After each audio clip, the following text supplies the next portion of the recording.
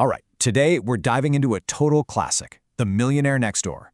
We're going to uncover the surprising secrets of America's wealthy and, honestly, tear down some of the biggest myths you've ever heard about what it actually means to be rich. Okay, quick thought experiment. When I say the word millionaire, what's the very first image that pops into your head? Seriously, take a second. What kind of car are they driving? What does their house look like? What do they do all day? I'm willing to bet it's something kind of like this, right? The image we get from movies, from Instagram, it's all about luxury cars, designer everything, huge houses, and these super high-profile jobs.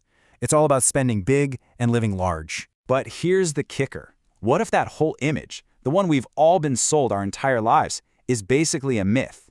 What if the reality of being wealthy looks nothing like that at all? Well, that's exactly what the research in The Millionaire Next Door found. The authors, Thomas Stanley and William Denko, spent years, studying affluent people in America, and what they discovered just completely shattered that popular image of wealth. So let's meet these real millionaires. The first thing you have to grasp is the book's biggest, most important idea. There is a massive difference between looking rich and actually being rich. This right here is the heart of it. Looking rich is all about having a high income and then spending it all to show off your social status. But being rich, that has almost nothing to do with your paycheck. It's all about how much you keep.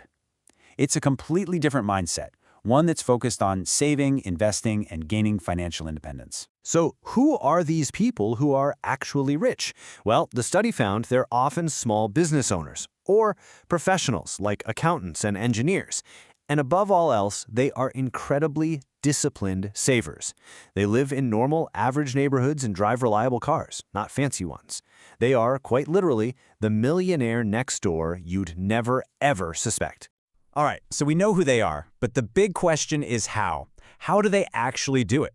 Well, it turns out they follow a pretty simple and repeatable playbook for building and keeping their fortune.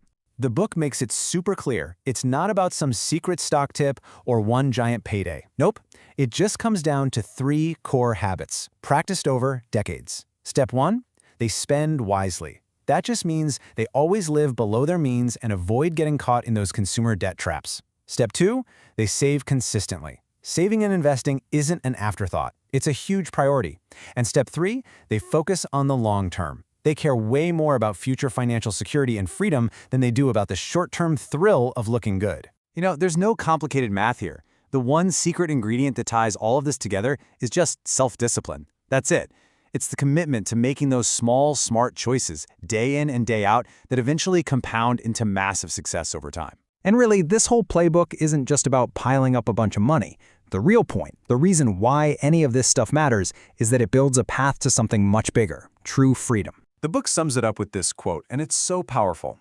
True financial success isn't about the flashy stuff you can buy to impress other people. It's about achieving freedom, creating stability for yourself and your family, and just gaining genuine peace of mind. I mean, that is the real prize. And here's probably the most empowering part of this whole idea. This path isn't just for a chosen few. The principles are universal. It means anyone, and I mean anyone, at any income level can start building real, lasting wealth just by adopting these simple, powerful habits. So that brings us to the final question, something for you to think about. When you look at your own habits, are you building true wealth, the kind that leads to freedom and security? Or are you just building an image of it?